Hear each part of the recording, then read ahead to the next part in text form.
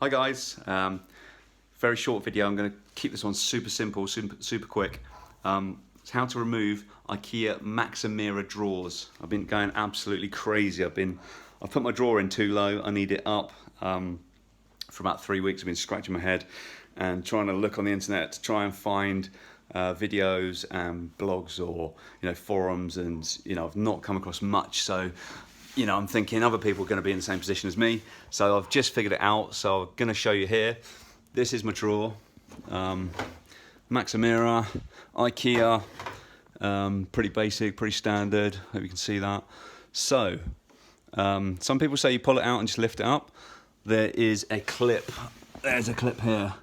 You can just get your finger. There it is. Can you see my finger?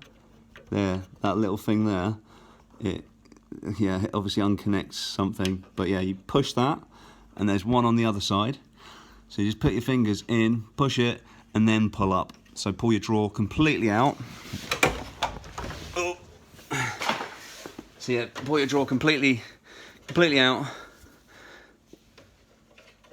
push that one, push the other one at the same time, pull it up, and away you go.